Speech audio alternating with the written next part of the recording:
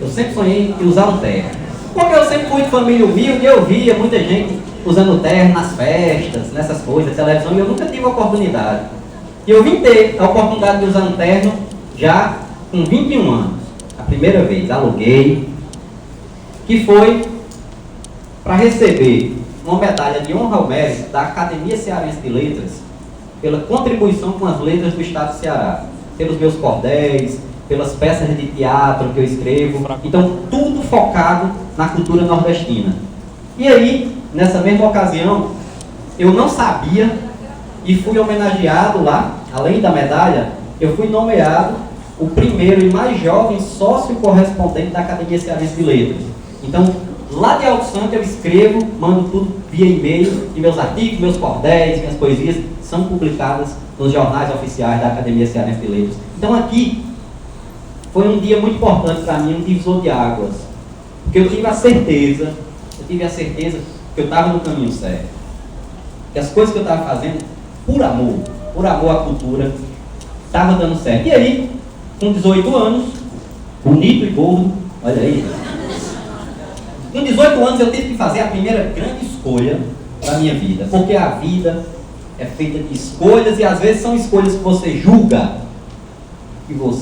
não tem importância e mudam todo o percurso da sua vida. Inclusive, essa escolha que eu tive que fazer com 18 anos influenciou muito no fato de eu estar aqui hoje com vocês. Eu tinha terminado o terceiro ano, aí uma tia minha, lá de São Paulo, mora em São Paulo, aí ligou para mim e disse: Paulo, eu vou lhe dar um presente. Escolha, você quer um computador ou uma moto? Aí a tia bota para lascar o cara. Porque você, numa cidadezinha pequena, feio, pobre, andando a pé, as meninas não me queriam os cabas mais feios do que eu, porque tinha uma moto. Aí eu, minha Nossa Senhora, as coisas que vinham na minha cabeça eu escolhi na moto. Eu digo, se eu escolher a moto, lá em Alto Santo, aí, era o que eu imaginava. Aí foi que eu escolhi o computador. Eu escolhi o computador primeiro. Eu tive a certeza que eu fiz a escolha certa, porque eu trabalhei no meu computador. Eu apostei em mim. Seria muito mais fácil eu escolher a moto e ficar charlando, né? No moto. Eu disse, não, eu vou escolher um computador. Por quê? Porque com isso aqui eu vou conseguir algo muito mais valioso do que qualquer moto ou carro. Conhecimento. E além de conhecimento, eu estava sendo um dos pioneiros, eu estava dando um passo à frente. Porque lá em Alto Santo só tinha computador, ligado? Nas empresas, que eram poucas, nas empresas, na diretoria das escolas, que não tinha negócio de sala de informática para aluno na época, e os filhos de rico. Eu não era filho de rico, estava tendo uma oportunidade de ter um computador, eu disse, não, vou pegar. Eu peguei esse computador, minha tia me deu, e eu comecei a debulhar, a estudar, aí comecei a fazer de tudo. E eu me tornei lá em Alto Santo um menino que sabia bolir no computador. Porque tudo no mundo era comigo. Porque eu cabia abrir uma lanchonete, ia fazer o cardápio, rapaz, tem um menino que sabe bolir no computador que faz. Fulano morreu, mulher e a mãe falou assim, o menino que sabe bolir no computador faz. Tudo era comigo, cartão de visita, o menino que sabe bolir no computador desenrola. E eu me tornei o menino que sabe bolir no computador. E aí, fiquei trabalhando com internet, fiquei trabalhando, criei o primeiro site da cidade e fui me destacando, trabalhando mais lá em Alto Santo. E olha, eu estava acomodado. E quando eu falo de empreender, eu costumo dizer, hoje eu faço muitas palestras para o Sebrae. E o Sebrae foca muito no empreendedorismo. E eu falo muito que isso aí está presente, pessoal, no dia a dia, na nossa vida. A gente só aplica nos negócios. Então, empreendedorismo está presente em tudo, porque é desafio, é sonho, esse instinto de criar, de inventar, e está presente até no amor. Até no amor. Quando eu conheci Camila, Camila me conheceu, apaixonou-se imediatamente. Óbvio. Apaixonou-se imediatamente e Camila tinha um sonho, que era casar. Camila tinha um sonho que era casar. E sonhos são desafiadores. Fazia tempo que eu não tinha um desafio, que eu não tinha um sonho, que eu não precisava criar. E a gente não tinha condições, claro. E Camila queria casar, queria fazer uma festinha, convidar os amigos, a família, uma coisa simples. E aí, pegando o telefone, vamos ligar para as empresas, ó, para fazer a festa. Aí eu liguei, a primeira pediu 10 mil, aí foi baixando. Liguei para outra, 9, 8. A última empresa que eu liguei, de Fortaleza, aí a comadre percebeu que eu era um lascado, aí ela disse o seguinte para mim, eu chorando, aí ela disse, meu filho, é 7 mil reais o menor preço para fazer um casamento de pobre. Aí eu disse, de pobre eu mesmo faço. E não gasto 7 mil. Eu liguei na cara dela, olhei para Camila e disse, marca a data. Aí Camila, meu amor, pelo amor de Deus, a gente não pode. Eu digo, homem, marca a data. E ela, mas meu amor, rapaz, eu ligar pro filho. O momento de raiva. Digo, marca a data, rapaz. Ela marcou. Aí eu fui fazer. Eu tinha um desafio, não tinha? E tinha um sonho. Olha, desafio, combina com sonho. E aí, criatividade. Aí o que foi que eu fiz? Eu disse, meu amigo, nós vamos casar, o dia é esse e eu vou me virar com o que eu tenho. Primeiro, alugar o salão, né? Alugar o salão. Se lá em Alto Santo tem um curral, uma sombra boa de cajueiro, fui lá. Seu Dedé do Tibolo. Cheguei para seu Dedé e disse, seu Dedé, o senhor me arranja o seu curral para eu me casar. Me lembro que seu Dedé olhou para mim e disse, mas meu filho, você vai se casar com uma vaca, é? Porque lá só tem vaca, bosta, casca de pau. Eu digo, seu Dedé, o senhor me arranja. Ele disse, meu filho, tentando me convencer a não casar lá. Eu digo, seu Dedé, o senhor arranja ou não? Ele disse, rapaz, já que você é doido, eu arranjo. Eu digo, foi tal dia, venho deixar o seu convite. Bora lá, eu digo, pronto. O salão eu já tinha e parte da decoração. Eu fiz o projeto. Aí bora lá, um tio de Camila disse que dava um garrote, eu digo de fome, a negada já não morre. Os amigos disseram que levavam as cerveja, as meninas disseram que levavam os refrigerantes, bebida já tinha comida, já tinha um salão. Aí eu digo, agora vamos para a parte financeira. Primeiro, eu tinha umas economias, 600 reais. E eu fui desenvolver o projeto da decoração da festa com 600 reais.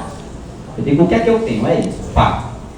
Lá em Alto Santo não tem muita variedade de loja, eu tive que ir para Limoeiro do Norte. Opa! Olha aí, Limoeiro. Na capital.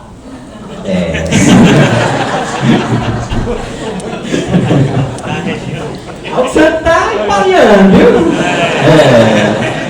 Lá em Alto Santo é até o pobrezinho. E aí, peguei esses 600 reais, vou para Limoeiro, né? Porque lá em Limoeiro tinha mais variedade.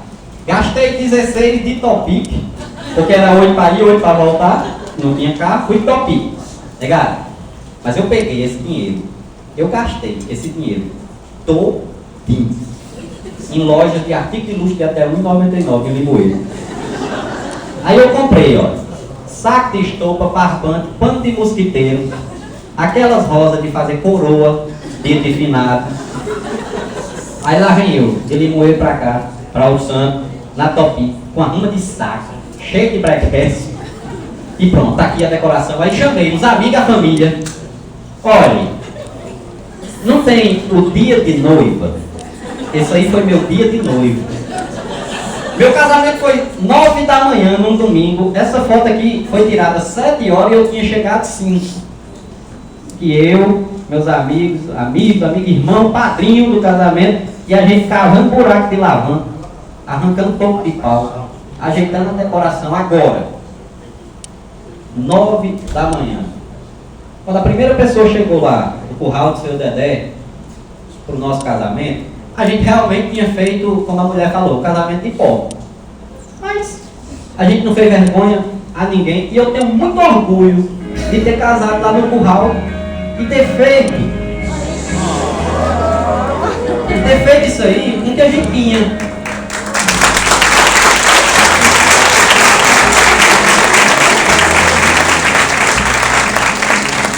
Obrigado. E a gente casou com o que a gente tinha. E a gente tinha muito mais do que 600 reais, meu amigo. A gente tinha amor ali dentro, tinha amizade, família, tinha sonho. Então, nós casamos lá, na terra batida mesmo. E tudo isso aí significa que ninguém pode dizer não, mãe. Ninguém pode dizer que você não pode. Se você pode, só é ser criativo, ser persistente. E nós casamos, somos muito felizes até hoje. Olha a felicidade dessa mulher casando comigo. É um negócio impressionante, não é? É muito impressionante. E aí, somos muito felizes até hoje.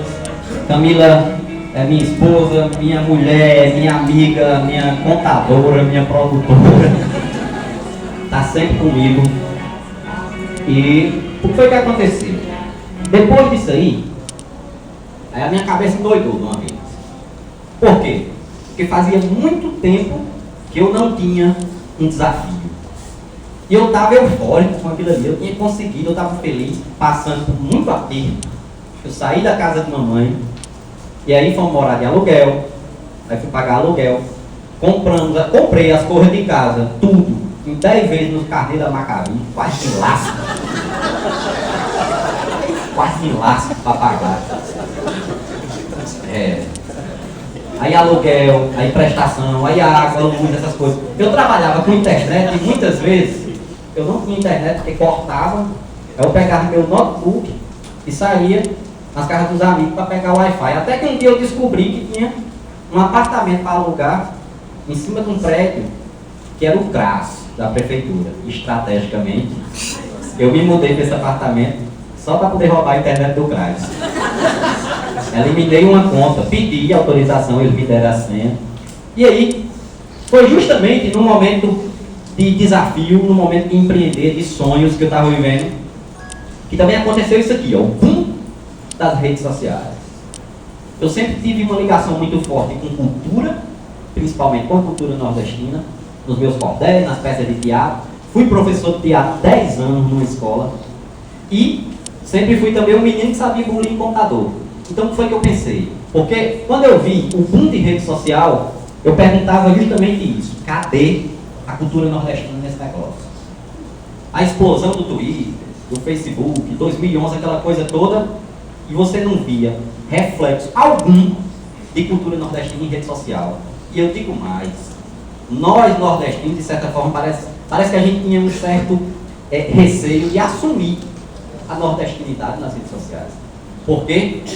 Porque o que a gente mais via eram casos de preconceito contra o povo nordestino. Você só ouvia falar em Nordeste quando dava alguma notícia de preconceito contra o povo nordestino nas redes sociais. Alguém que falou besteira no Twitter, alguém que falou, e era sempre assim. Então, eu me perguntava muito isso. Cadê a cultura nordestina para a gente se defender? E quando eu falo se defender, não é bater de volta não, né? É se defender com classe, com inteligência, com personalidade. É só mostrar o que a gente tem de bom. Porque o universo nordestino tem tanta coisa boa para se mostrar e não era mostrado nas redes sociais. E aí, eu tive a alegria de ser pioneiro nisso. E em 2011, criar esse projeto por revolta. Por essas agressões que o nosso povo sofria. E aí, foi quando eu tive a ideia de criar a Nação Nordestina, lá de Alto Santo. E olha, quando eu criei, no dia que eu criei esse projeto, eu olhei para a Camila e disse, eu vou juntar 1 milhão de pessoas aqui e nós vamos divulgar e defender a cultura do nosso povo. E muita gente riu, muita gente mangou de mim.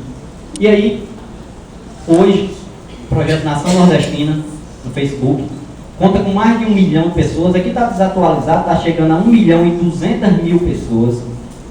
A página tem um alcance médio de 20 milhões de pessoas por mês. Isso aí, negado, é se chocando com grandes meios de comunicação do Brasil. E é tudo criado, administrado, tudo feito lá de Alto Santo, uma cidadezinha do interior do Ceará. Isso mostra o verdadeiro poder das redes sociais quando são usadas para o bem. Quando você usa por uma causa. E principalmente por uma causa de defender a cultura do nosso povo. Então, hoje, nós somos 1 milhão de cangaceiros da era digital. Eu acho que eu já passei até da minha meia hora, vai ficar mais meia hora para sexta, mas sexta nós vamos falar a partir daqui. O que foi que mudou na minha vida a partir de quando eu criei o projeto Nação Nordestina e me deu a oportunidade e a honra, inclusive, estar hoje aqui compartilhando a minha história com vocês. E eu encerro a minha fala sempre com uma mensagem em verso. E a de hoje é essa aqui. O Brasil é um país de sotaques diferentes. Isso é miscigenação da cultura irreverente. Eu aceito o teu meu irmão, aí tu respeita o meu achei. Muito obrigado.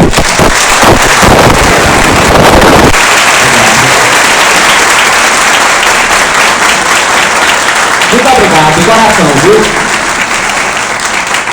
Você para no céu, tá ligado?